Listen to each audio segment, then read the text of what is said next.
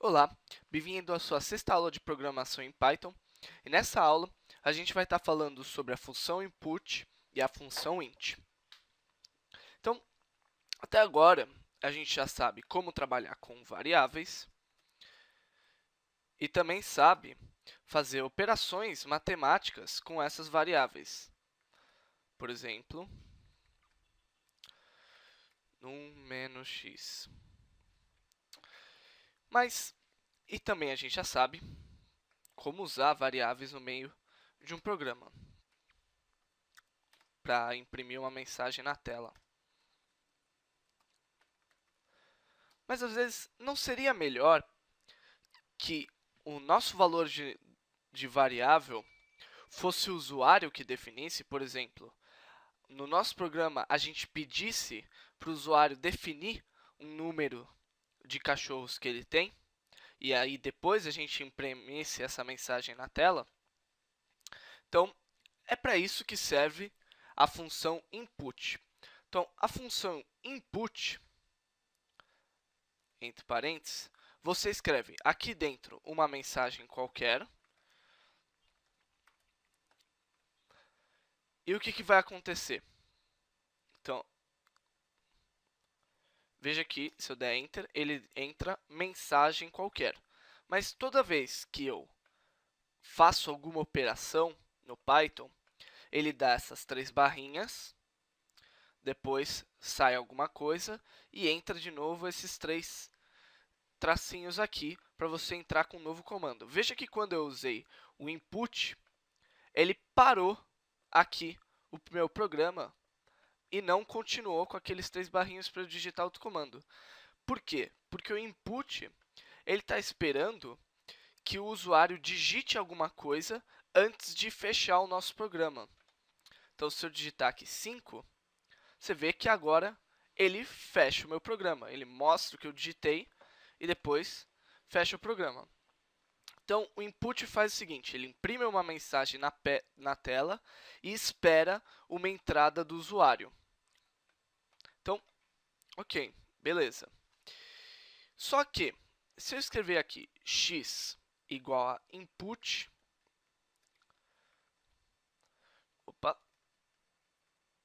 mensagem qualquer.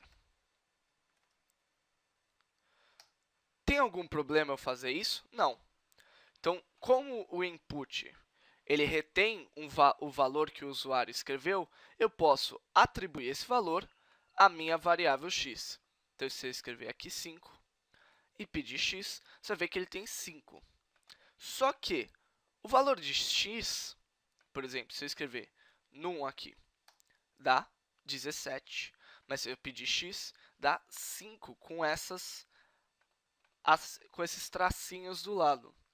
Entre aspas, traços, sei lá. Qual que é a diferença de um para outro?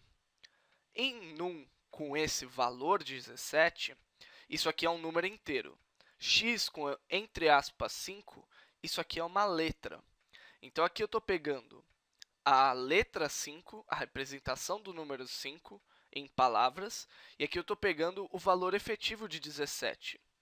Então, de alguma forma, eu tenho que converter essa letra aqui em um número inteiro, já que a função input sempre vai me devolver o que o usuário digitou em formato de texto. Então, como é que a gente converte o valor x em uma variável inteira? A gente simplesmente escreve x igual a int x. Então, int eu vou estar chamando de função, mas isso é um equívoco. Mais para frente a gente vai entender exatamente o que int é. Mas int é uma função que pega um texto, qualquer coisa desse tipo, um tipo de data diferente do número inteiro e converte no número inteiro. Então, se eu pegar x, agora veja que eu recebo 5 sem as minhas aspas. Então, para a gente começar a trabalhar com isso, vamos fazer dois programinhas simples. O primeiro vai ser o seguinte. A gente vai pegar e pedir para o usuário o número de cachorros que ele tem. Num igual int input. Então veja que eu já posso converter para o número inteiro automaticamente a entrada que o usuário te dá. Digite o número de cachorros. Os pontos. E aqui embaixo eu vou dar na saída. Eu tenho vírgula num vírgula cachorros. Então vou salvar isso aqui. Salvar. Cadê o Dropbox? Essa 0, aulas, essa aula 7. Salvar aqui como cachorros. Salvei aqui. Aí se eu dar uma executada, ele vai pedir para você digitar o número de cachorros. Então eu vou digitar, por exemplo, 11. E ele imprime.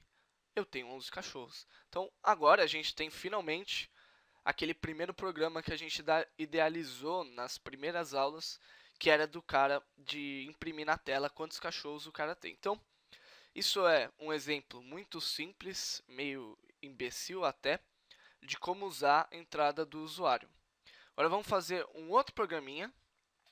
Dessa vez, a gente vai pedir uma entrada do usuário. Então, pedir uma entrada para dois números. Então, vou escrever num igual a int input, digite o primeiro número.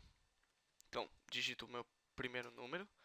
E o num2 int input,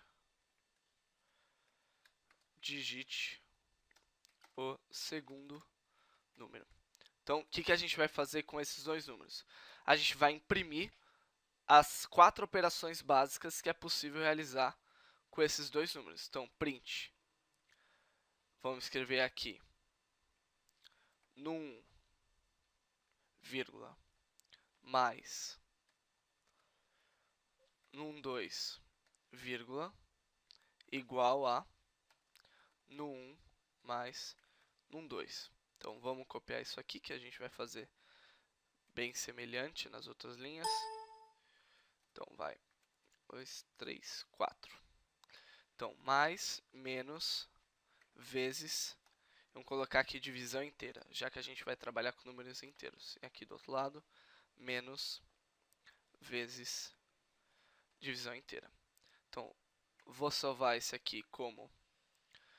Pô, que saco, ter que ficar procurando a pasta. Aqui, aulas 07.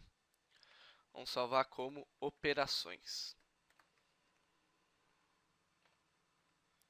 Se a gente der um F5 aqui, digite o primeiro número, vou digitar 10. Digite o segundo número, vou digitar 5. Então, 10 mais 5 é 15, 10 menos 5 é 5, 10 vezes 5 é 50, e 10 divisão inteira por 5 dá 2. Então, tá certo.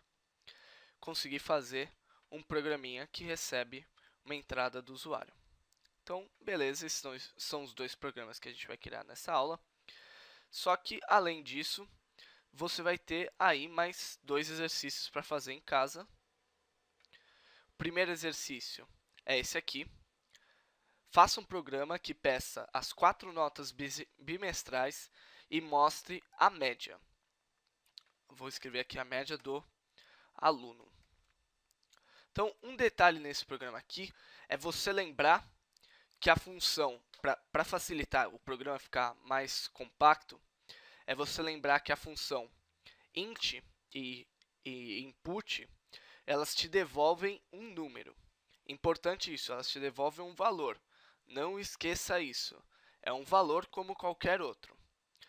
Então, esse exercício é muito simples. E o segundo também é simples, é um pouquinho mais complicado.